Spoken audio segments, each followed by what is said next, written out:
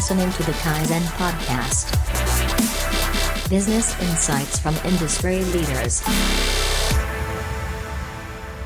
Ladies and gentlemen, welcome to the Kaizen Podcast, Episode 3. My name is Dave Raybould. In Episode 2 of the show, I interviewed Mike Davis Marks, who is a former naval commander and current partner in a social entrepreneurship organization called Ethos. Mike walked us through how he developed leadership skills in the Scouts through to commanding nuclear submarines, being responsible for 120 crew in life or death situations, 400 feet under the ocean for up to 2 to 3 months at a time. Fascinating insights, which I highly recommend checking out on the Kaizen Effect blog.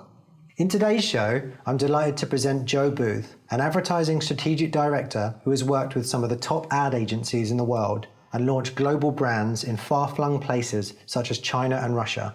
In this episode, you're going to learn what global trends are affecting ad agencies, brands and consumers, how ad agencies and brands can adapt to this disruptive landscape, leadership insights gained working with top ad agencies and global brands, and how you can position your business to surf the wave of change rather than being swept away by it. I'm super excited to bring these insights to you, so let's get on with the show. Joe, welcome to the show. Hi, David. How are you? I am excellent. Thanks very much. So Yes. One of the questions that I love starting with is to give people a little bit of context about sort of where you come from. So how did you earn your first pound in life? Like, what's your first memory of earning money? When I was 16, I took a job in a cafe called Treats in my hometown, Durham at the time. And my father was very keen to establish the value of money. So that became a way to earn my pocket money and buy things like dresses to go out in and just treats for myself, actually. And it taught me an awful lot about cleaning up after people, chemistry between people. I do remember on my first day breaking a cup and making a bit of a mess. But yeah, it was a real life achievement actually at the time. And having something outside of school and homework and working in the real world really, I guess, gave me a context for what was to come. Can you talk a little bit about your journey? Because you worked at 16 and that's how you earned your first money. You went to university and you studied English, history and a master's in Renaissance studies. How did you go from there into your career in advertising? It was more accident than grand design, David, to be honest with you. Yeah, I had ambitions actually to become a university lecturer. So once I'd finished my master's, which was a super thing to do, I won a scholarship actually to take some of what I had studied further to do a PhD. And actually what I wanted to do was focus in on women's history. And I did just that. I found Venetian women writers, one in particular, that had written about the worth of women in 1411. So yeah, it was kind of, I was a bit of a bookworm. I just adore kind of the context that history or studying history gives you about life. And actually in my second year of my PhD, I decided that wasn't the path that I wanted to take. So I left my studies and wanted to go back into the real world. My first job was at Penguin, and I learned how to edit books. And that environment was very close to the environment of academia. Literally, for me, I was searching for something that was a little bit more fast-paced, something that would give me, I don't know, something more exciting as a challenge. And kind of ended up in my first job as doing sort of secretarial work. I ended up setting up my own little company. And my first jobs was actually as PAs to editors of newspapers. So I worked at The Independent, The Times, after the business editor there, Patience Wheatcroft. And that was thrilling and exciting. And then landed my first job in brand consultancy, actually. It was for a company owned by Leo Burnett called The Lab. And that was when I had my kind of first moment of truth, just really unpicking and unraveling the world in which a company talks about itself, delivers what it wants to do and pushes that out to the world was something that I really enjoyed. You know, I just became completely passionate about it. So what was the impact of your perspective on the world going from studying history through to working with some of the names that you just mentioned? I think it probably stems very much from the fact that I guess I'm a lifelong learner. Like, my pursuit really is knowledge and information, and I love learning quite rapidly. So the studies gave me that kind of firm bedrock for sort of understanding information and assessing it very quickly and then doing something with it. And when I sort of ended up in brand consultancy, that made it into a sort of very real corporate pleasure, I guess. So you progressed then through the ranks, and I kind of met you at the point where you were in the role of a strategic director. So can you tell us a bit about that from your perspective? So what's it like being a strategic director? It's super fun. Out of all the disciplines, I guess, in the ad industry, it's the one where discovery and insight is what makes a difference to the output, which is normally, in an advertising agency, creative ideas. So, and you'll see them in campaigns all around you. And I think that's what really sort of fascinates me about it. It's that actual understanding what consumers really want in the world and how a brand can communicate that they can give that to the consumer. From the sort of agency's perspective then, so in your role as a strategic director, like, how do people kind of report to you? Like, what's the sort of structure that you sit within? What does that look like? So it's very simple, actually. So it's a combination of three, a triumvirate, as it's often called in the industry. So you have a business lead who runs the day-to-day account management, the client, basically having those conversations, making sure we all get paid, lining up meetings for us, making sure that the project is on time and to budget. You also then have creative teams, and that part of the industry is absolutely changing as we speak now. I mean, the sheer velocity of which tech is transforming how we deliver our communications is incredible. And then obviously you have your strategist. And what normally happens is we get a brief from a client, we unpick that brief, we challenge it, we question it. We then write our own brief, and the planner, or the strat director in my case, then briefs the creative teams, and that's when the ideation starts to happen. So the delivered output is always coming out of the creative mind. What a strategist does is feeds that mind with insight, ideas, thought starters, ways in to tackle the business problem or the communication challenge. The first thing that I really noticed as you were just explaining the lay of the land there, it was the pace. I could get a sense of like the pace of it, right? Can you talk a little bit about that? Yeah, and I wonder whether it's part of the process. The pace is incredibly fast and has got faster. I think one of the challenges the industry is facing at the moment today is that the business models that we have in terms of the principles of being a networked agency are eroding over time. They've always been the big giants, for example, Publicis or WPP, and they've always been the disruptors, the smaller agencies that fuel the industry at a different level. What I think is happening right now is there's a need for agility and smaller teams. And I think that's happening across the board. The margins that were in the business a decade ago don't exist in the way that they did. So one of the basic principles of our business used to be retained clients. And I think the industry at large is tackling how we best service clients on a project basis without a retainer right now. So the demands on clients, the pressures on clients are greater than ever before. We do kind of live in a 2% growth economy. So the challenges that we are facing around what growth is having an effect, a ripple effect. The pace of the industry is somewhat dictated by some of the changes that are happening right now.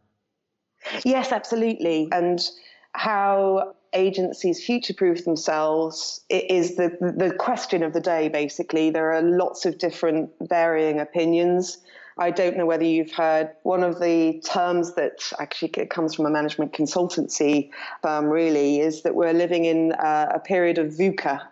And this idea of volatility, uncertainty that goes within that term is certainly one of the reasons why we are all working very long hours, and I guess for less money than we ever have had to before.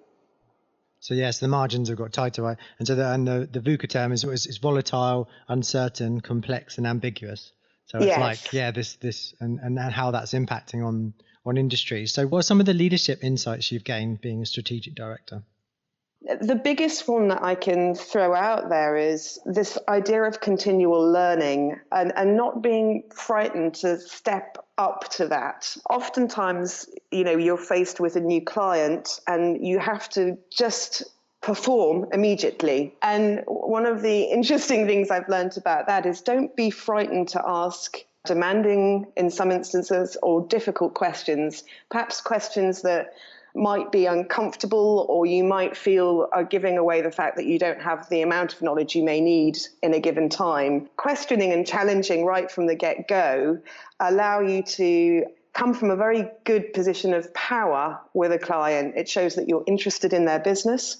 It shows that you have the ability to show that in all instances, you're not God. And it builds or fosters a dynamic of collaboration. And I think some of my best experiences with clients and the most fruitful ones and the best work have come from when that relationship is all about collaboration. You make ideas happen faster. You get results quicker, but you also have fun along the journey. And, we're working in a creative industry. One of the reasons why the people that I work with want to work in creative industries is it's not like working in a 9-to-5. We have some outrageous talent in the sector and some big personalities. So what's it like being a senior level woman in a predominantly male profession? That's a great question for our time, I think. There are different ways to look at it. It is challenging. One of the best ways that I find myself coming from a very comfortable position as a female leader is to just think about who I am. So I'm not Jo the woman, I'm Jo Booth. I'm a strat director. I'm there to deliver an outcome. I try and just focus on that. The industry has obviously, like most industries, for various reasons, always been male dominated. The wisest advice I can give to anybody when you're faced with that, just try and look for the human and recognize when conversations are banter, recognize when you feel uncomfortable with that banter, and call it out or remove yourself from that situation. Just keep your mind focused on why you're doing what you're doing and having fun. Is it anything like Mad Men? Yes. Okay. Yeah. In truth, yeah. So there's still some echoes of that, right? Yes, very much so. And you're working a very high octane environment where, there's pressure to deliver. We're innately great at selling things, or, people wouldn't come and want the product or our service. And with that comes a certain attitude, I guess. I see it less so. It's wonderful working with younger people coming into the industry. There's a real change in the way that youngsters think about the world. And it's quite liberating to see that around me, So I think things are changing for the better, and particularly for women who are in sort of an ascendant position in the industry. So what's it like working with some of the biggest brands in the world?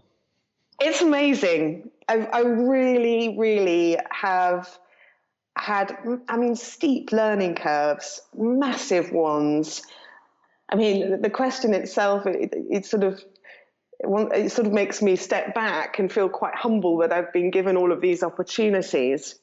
Working globally is super fascinating. So if you were to speak to other strat directors, the mecca for them would always be London, which is like the real home great ideas, creativity. What we live in, from my perspective, and it's probably my business consultant head coming out here, is a world where we play out economics globally. So what better way to understand the world than work with global brands? So, for example, I've launched brands in China, which was really an incredible journey of understanding consumers without the ability to read their emotions or indeed understand the language. So, you kind of end up in these funny situations where you're reading the air, which is interesting. I think it grows you as a person. I've launched brands in Brazil, Russia. I've talked to young boys in Moscow about their beer drinking habits and what they enjoy and what they don't enjoy. In January, I also went to Mexico to help a brand position itself within that white space for growth. So yeah, I mean, if you love traveling, if you can face life as a bit of a nomad, it's an incredible thing to have It's like a privilege, right? It sounds like it's a privileged position to be able to get that kind of high level view of the world, and then be able to from there also gain really quite intimate insights from having conversations with people about their beer drinking habits. Yeah, I've talked to consumers about smelly homes. I've talked to consumers about how they wash their clothes, all sorts of different topics. It's really a way, in many respects, of understanding humanity, I guess. We all wash our clothes. We all have certain needs. Some people really worry about making sure that their home is guest ready, for example. Everything is in place. So it's a sort of fascinating Pandora's box into how people live. So how does effective strategy influence campaign outcomes when you're working with a global brand?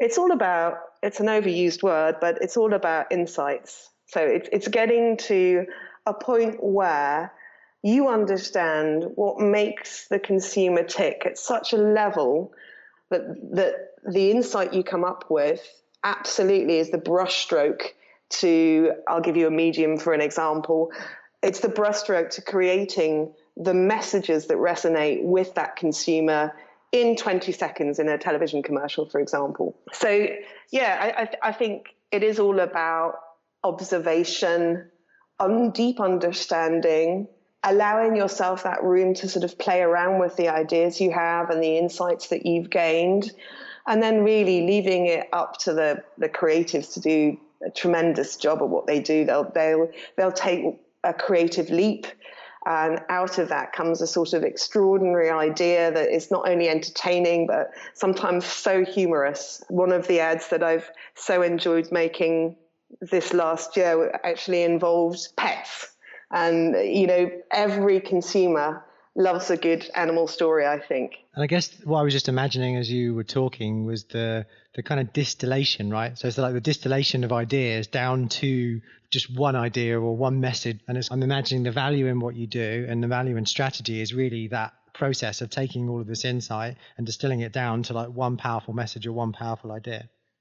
Yes, yeah, it lights the mind of somebody else. So yeah, it's a short encapsulation of absolutely everything you've learned, be it about the consumer, the business challenge, the culture that we're living in now, because most ideas that resonate live within culture. So, trends are incredibly important. What's going on in the world has an effect or an influence on how the idea will ultimately be received. A lot of it's timing. Some of the greatest campaigns have lived in culture at the right moment. And that creates a sort of snowball effect where brands become famous. And brands can become famous through an idea overnight. So what are some of the trends that have been affecting agencies that you've seen over the last 5 years? I mean, we sort of briefly touched on tech and tech disruption and how tech disruption has led to a plethora of channels from which to communicate with consumers. It's an interesting time for Facebook. It's a time where brands that are communicating to communities are being called up about transparency, and transparency is a big trend, I think, inside our own industry too. The biggest trend for me, and the one that I've been watching over the last year, and I'm sort of a real fan of retail, I love playing in the retail space, is this idea of what's happening to the connected consumer. I mean, the ways in which we buy products fundamentally has absolutely shifted the way we want to spend our time. Retailers are kind of in a difficult position where they're going up against entertainment, the entertainment category. I probably would want to go to the theatre versus spend my Saturday shopping the aisles of any of the big department stores. So it's kind of like, whoa, there's so much change. We've got Amazon literally at scale creating a sort of seamless e-commerce environment where I can have anything I want delivered anywhere the next day. Or something actually on the same day we're getting to now, right? And also I saw, and kind of in this vein, one of the things that I saw which was interesting was a talk with I think it was I can't remember if it was the chief exec or it was a senior level within ASOS, and he was talking about how in 2005 they were talking about that people would be making clothing purchases on their mobile phones, and some people were just like, no, that's ridiculous, people are never going to buy clothes on their phones, whereas actually he said that 10 years later something like 40% of their sales were coming from mobile, and that trend was only set to continue. Absolutely. And it is globally. And some of the trends in China are literally, that part of the market is exploding. And I guess it's to do with a lot of what's happening for people at large. Consumers are literally so busy and have so many devices to play around with in their average day that their world has changed. I mean, if I want, whatever I want, I can just click on an app and make sure it's there for me. And I can focus on the things that are really important to me, like my family, my friends, my children, that aspect of my life, which is fundamentally who I am. So a great example of that is if you consider that the average person checks their device 85 times a day, spending 5 hours browsing the web and apps. I mean, it's crazy, isn't it? I think we are almost more close to our mobile phones today than we are to the person sitting next to us on the tube or the bus. Yes. Yeah. And the average British home has about 14 different devices or something. Yes, I mean, a recent stat plays that out. I mean, according to a Future of Retail study, 65% of the UK population have shopped on their mobile last year. So that's big. So you got this volatile and uncertain world, got huge changes in the retail space, and huge changes in the way that consumers purchase, and the ability of brands to be able to connect with those consumers, and the types of vehicles that they use to connect with consumers having to change. So how are those trends affecting brands and their brand strategies? Well, I guess things are really changing because the old model used to be about user growth times engagement equals market value. I think we're at a different sort of tipping point in terms of business models. And Scott Galloway talks about that a lot. If you ever get an opportunity to just watch anything from Scott Galloway, then please do so. He talks about this kind of new world of receptors and intelligence. And I guess that's what Amazon does really, really well. The receptors, I guess, are us. We wrote free reviews for them. We gave them the intel. They know an awful lot about us. They know what we last purchased. They're recommending what we might want tomorrow. And the receptors are out there collecting that data. Those bots are out there just making sure that what is given to me or what is served up to me is exactly what I require. So, yeah, I mean, just that kind of ecosystem that's been predicated from just giving us, the consumer, a voice has led to massive, massive infrastructural innovation. I mean, if you think about it, perhaps the question faced by a lot of retail clients at the moment is, how do I make Amazon my friend? They say that data is the new oil, right? And these companies that are consuming massive amounts of data, and in the same way that you're distilling a brand strategy from your insight gained through your research, these organizations are distilling down all of these different sources of information about consumers to be able to put the right product in the right place at the right time. Yes, absolutely. And, that massive warehouse infrastructure that Amazon has to deliver it has almost made retail a race to the bottom. They don't have high street stores. And they're not making any money, right? It's just their whole strategy is just funding growth. Exactly.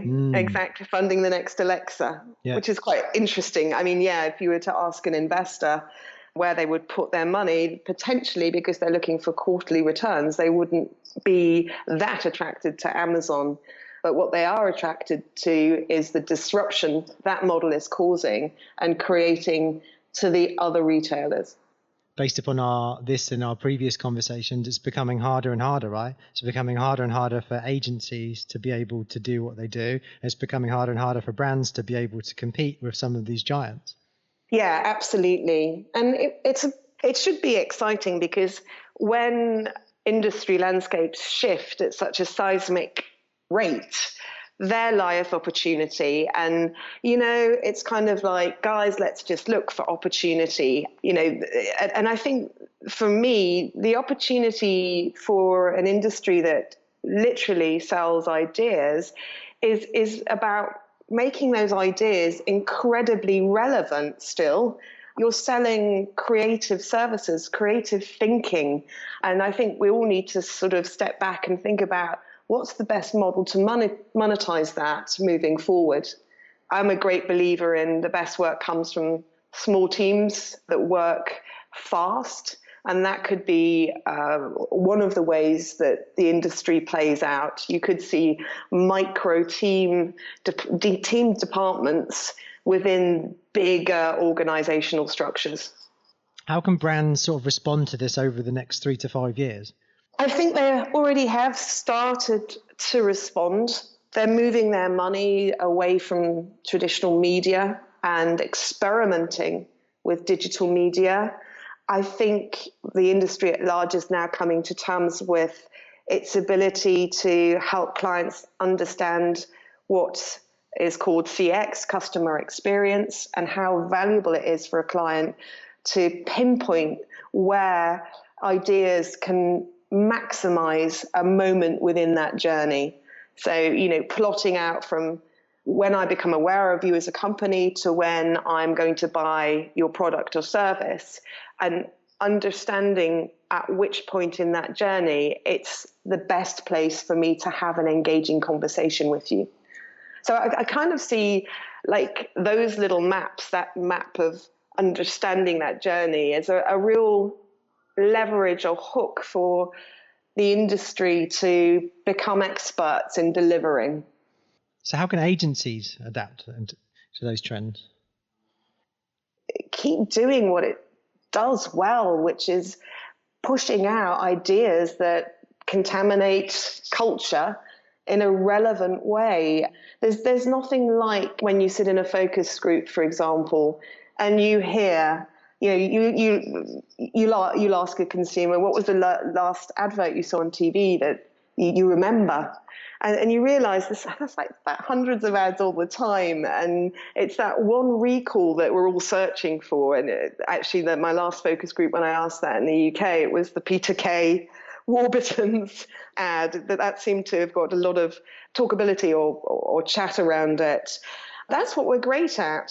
Now, the ways that that's delivered, yes, they're going to constantly change. There'll be other ways to deliver those exciting ideas in terms of media or channel, but to keep focused on that thought of contagious creativity is something that I think will win out.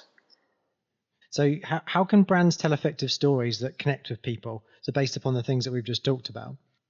Getting to what makes up your story is probably where the time should be spent. So it's often that you will find a client really needs assistance in understanding what that story or that narrative is. And the way you can show them that it can be defining a purpose, understanding what that purpose will drive in terms of mission, or it can be about revealing a 30-second television commercial that brings their story to life, where they can see it visually, where they can see that it has an impact. There are all sorts of different ways to tell great stories. I think the companies that I've worked for that do deliver on purpose probably are a lot less challenging in the long run to work with, where people have a clear sense of direction despite sort of changing times and lower growth rates. And what's important when you're kind of curating and leading teams within, within all this complexity, what leadership principles are quite important? I guess for me, leadership's all about showing up, and showing up in uncomfortable moments, challenging moments, when you think you can't deliver that in a nutshell proposition. It's about motivating the people around you, getting the best out of them. And I think that requires a level of understanding the other person. So the two things that I think deliver leadership well and are often not talked about is the ability to listen, not only to your clients, but to your inner circle at home in an agency. Listening, being aware of what's going on around you, still with that steady focus on the outcome that you want to deliver. And giving people space to experiment. It's often said the creative process only comes together probably 5 minutes before the presentation. And we've all been in those positions. But allowing that, you know you've got the deadline on Friday and it's Wednesday night at 10 o'clock and you're still there with your creative director, wondering when the idea is going to happen. Like, allowing yourself to just be comfortable with that and the knowledge that you know from experience, which is you always deliver. So one of the things that I know about you, and one of the things that I admire, is your resilience to be kind of in a incredibly challenging situation, like in exactly what you just described, right? You're under pressure to deliver. You know that the creative process might deliver right before you have to actually take it to a presentation. You've got massive pace of the environment, and your ability to be able to stand amongst that and be a pillar of calmness within it. Can you talk a little bit about that? I guess for me, the only way I can get to the best work possible is to step back and have the patience that the work deserves to deliver that message to the client with confidence and stillness. A lot of what you're doing in that moment is convincing somebody that there is something on that table worth buying. And I think if you deliver that from a place of quiet confidence, ultimately that the client or whoever it is understands that you're passionate about it. If you deliver whatever your message is with passion, it just is super, super convincing because you're convinced of it yourself. Is that an insight about pitching ideas? Because one of the things that I've noticed with you as well is that you're incredibly adept at presenting ideas, right? The whole thing that you do and your whole role within it is to effectively communicate ideas to people. How's that developed? Completely crazy fascination for the world that we live in, super crazy fascination for it. I'm just completely curious all the time. That curiosity has led me to kind of think about things in different ways, challenge myself in many respects to do things differently. We discussed before we started the interview, right now I'm sort of living the life of a nomad. Literally, I have a capsule wardrobe and a tiny suitcase that is not put in the hold, it's put in the cabin. Again, that has given me a different way to think about the world. Migrating countries, coming to terms with the lack of understanding a particular language. Like the last 18 months I spent in Germany. And then how you skillfully adapt and grow from those experiences. I mean, most of the growth, I guess, you only reflect on in the rearview mirror post going through whatever the challenges you set yourself. But David, I don't think I'd have it any other way. I mean, I have a bucket list of another 28 countries that I really want to go and visit in the next 5 years, and I will do so. And, you know, I'm in this very fortunate position where work has really opened up those opportunities for me. So going a little bit into what brought us together, and what brought us together for those listening is conversations around, you know, what's important, you know, where are we going in life? What is it that you want to create in your life? What legacy would you like to leave for future generations? Yeah, I mean, I'd like to touch a little bit on that, you know, because, you know, we're all human, aren't we? You know, fundamentally, we're all human. And we often forget that, and our work becomes our obsession. And, you know, people talk about a linear path to greatness. You know, you go from junior strat to a midweight to a heavyweight to a chief strategy officer and all of that. And I guess when we met, I was challenging that as my own kind of growth mindset. That really wasn't how I wanted to play the game. And I think what I wanted to do was just step out of that and lead from a very different way, like lead where I get to do what I'm really great at, but also really enjoy life at the same time. So, you know, I often get asked when people see my CV for the first time, oh my goodness, you've worked in so many different places, you know. Well, yes, I was an independent strategic director for 2 years. And that's how I deliver greatness, because I've been constantly shifting my environments and learning very quickly. But put together, what I'm trying to say is there is a way to live what you see as your outside of work pursuits with the inside work pursuits. All you need to do is define them and make it happen. And I think that's the most rewarding part of the sort of our conversations when we first met, you know, just getting shit done, making things happen, finding that space to go and enjoy what you want to enjoy and still knowing that you could still deliver.